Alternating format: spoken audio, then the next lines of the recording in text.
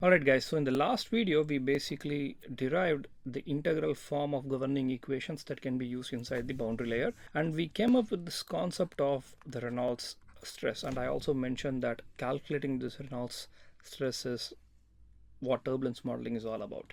So what we can now do is we can actually take this and let's actually apply this inside a boundary layer. So now let's take this equation and let's assume that we are inside the boundary layer, inside the viscous sublayer, right? So inside the viscous sublayer, the flow is laminar, and if we assume that there's no significant pressure drop, what happens is the inertial terms get cancelled out. And why are the initial terms getting cancelled out? When the flow is laminar, your viscous terms are more important. They are much greater than your initial terms. And since we are assuming insignificant pressure drop, this term is also zero. In other words, I come up with this expression 1 by rho times dou by dou y of whatever is inside the square bracket is equal to 0. Now rho can be taken to the other side and that basically cancels out. Now this is derivative of some quantity. If derivative of some quantity is equal to 0, then that quantity needs to be a constant, correct? So we basically end up with this expression that I'm putting a box around. Alright, so now let us assume that we are outside the viscous sublayer. We are still inside the boundary layer. So our previous assumption of cancelling the inertial terms and negligible pressure drop is still valid. So we are just assuming that we are in the boundary layer, but we are in the region that's outside the sublayer where turbulent viscosity dominates. So in that case, what I can say is this quantity, right? Like this quantity that's been boxed, this constant quantity is nothing but your shear stress, correct? It is just that your shear stress has two components, a viscous stress and a Reynolds stress. Outside the viscous sublayer, your Reynolds stress is going to dominate. And hence, what I can do is, I can say that my shear stress is approximately equal to this guy right here. And this is where we are going to introduce some scaling rules. Why are we doing that? Well, since we are interested in engineering quantities, right, we want to kind of understand how big this shear stress can be. We are not interested in the exact value right now. We are just interested in how big this quantity is, correct?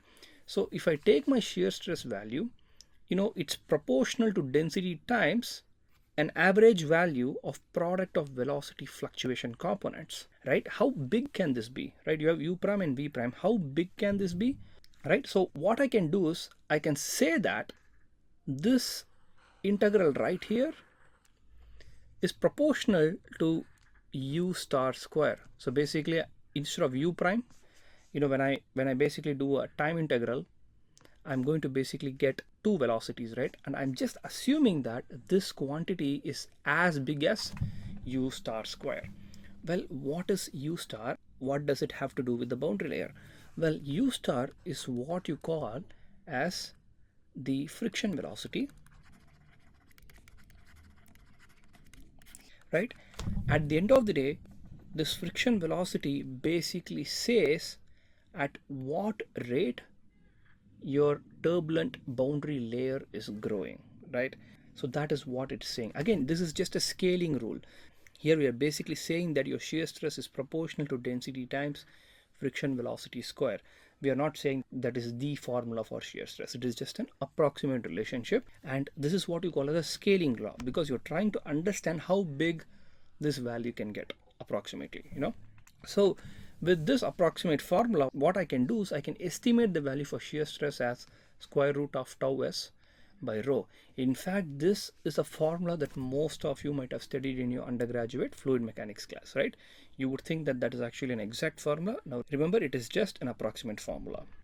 Now what I can do is I can introduce something called as inner variables. So I'm introducing a non-dimensional variable called u plus, which is nothing but u bar, which is my ensemble averaged or time averaged velocity, divided by u star, right? So when u plus is really small, that means your velocity is very small. It is much less than the rate at which your turbulent boundary layer is growing, right? In other words, that kind of suggests that you are inside your viscous sublayer, and as u plus is getting higher and higher, you're basically tending towards higher and higher velocity. So similarly, what I can do is I can take this u plus quantity and I can come up with a similar non-dimensionalization that basically says where I am inside my boundary layer, and that is called as y plus. So y plus is nothing but y, which is the absolute distance from the wall, divided by a characteristic length. Well, what is this characteristic length? This characteristic length is basically saying how big your turbulent boundary layer is. Now, how can we estimate how big the boundary layer is? Well, it's very simple. You can just do a simple non-dimensional analysis. You can just do a dimensional analysis. For example, your characteristic turbulent boundary layer length as units of meters, right? And what I can do is I can just say that this is approximately equal to viscosity divided by U star, right?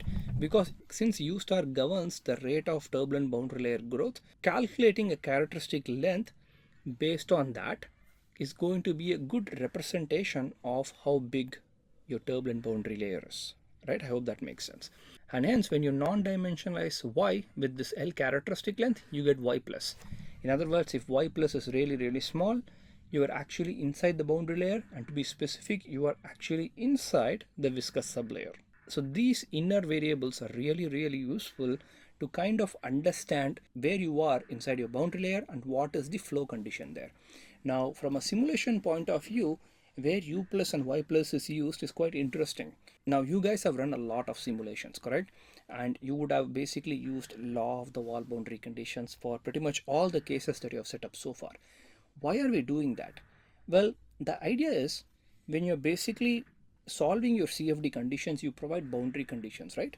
And you need to provide boundary conditions for your turbulence equations as well. And for your turbulence equations to perform correctly, you need to make sure that your first cell is in the right location inside the boundary layer. And for that, y plus is useful. Here is a simple example. If you take your k epsilon equations, that is called as a high Reynolds number equation. In other words, it is not applicable in a scenario where the flow is laminar. Now, where is the flow laminar in a boundary layer? Inside the viscous sublayer, right? Where the y plus value is between 1 and 10, correct? So when you run your simulation, if your y plus is between 1 and 10 in your simulation, and if you're using k epsilon turbulence model, that means your simulation results are wrong.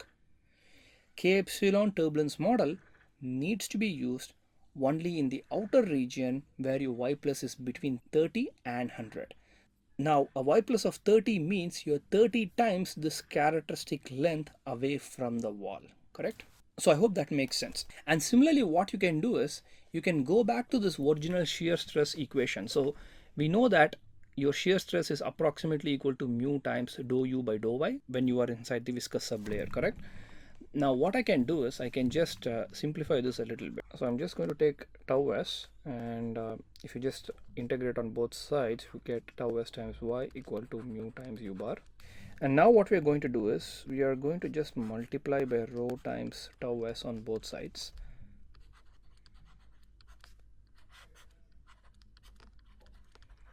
Okay, on the right hand side, let me actually first take everything to the left hand side here.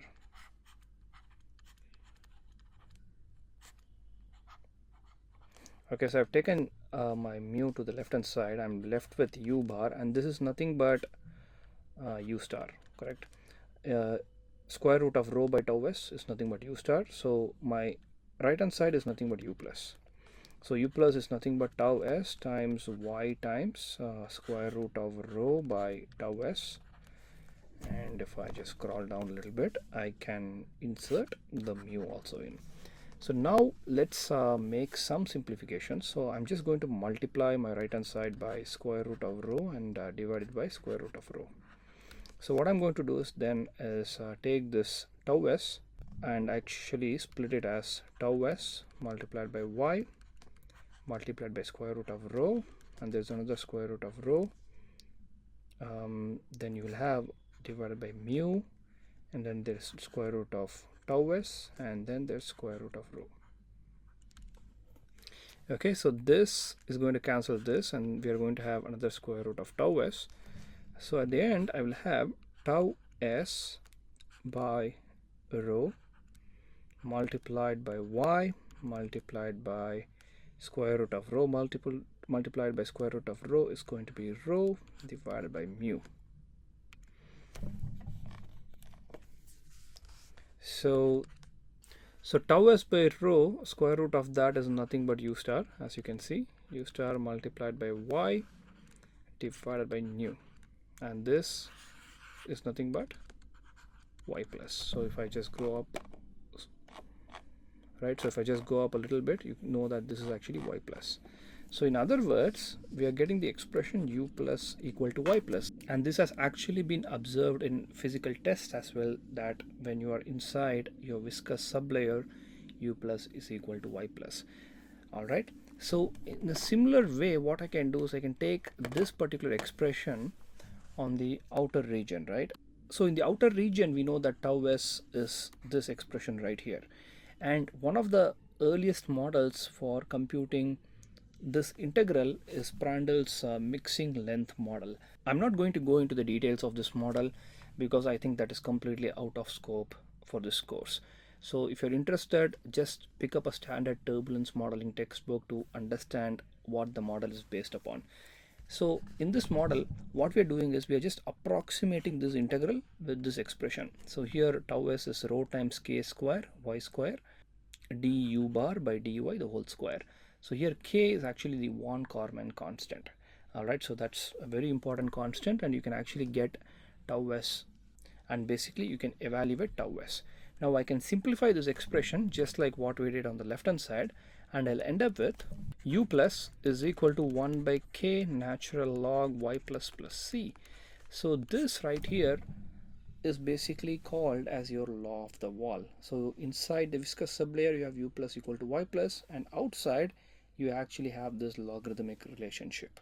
All right, so I hope the next time when you use the law of the wall model in your case setup, you understand, you know what you are doing. What we are basically saying is we are providing the relationship between u plus and y plus. In other words, we are basically saying to the solver that our first computational mesh point is either in the viscous sublayer or in the outer region. Okay, I hope that makes sense.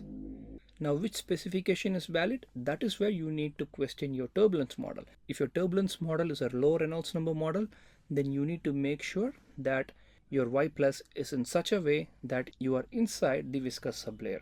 That is why when people talk about k omega SST turbulence model, they say that y plus should be less than 1. And the logic there is quite simple. K omega SST is a low Reynolds number turbulence model, which means it can be applied in the viscous subregion, and that is why it requires a y plus value of less than 1. In addition to this, k omega SST also supports automatic wall treatment, meaning if your mesh is too big and say that y plus is greater than 30, then it's going to apply the logarithmic law of the wall in that particular cell, and outside it would basically solve your k omega SST equations.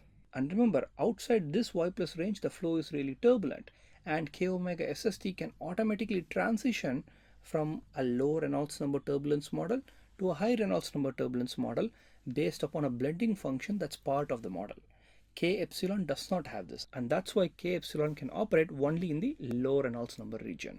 Okay, I hope this kind of makes sense. The next step that you guys need to follow if you're interested in this topic is to pick up a book on turbulence modeling and go through these concepts so that you understand how these models have been created. All right, I hope that makes sense, and I'll see you guys in the next video. Bye.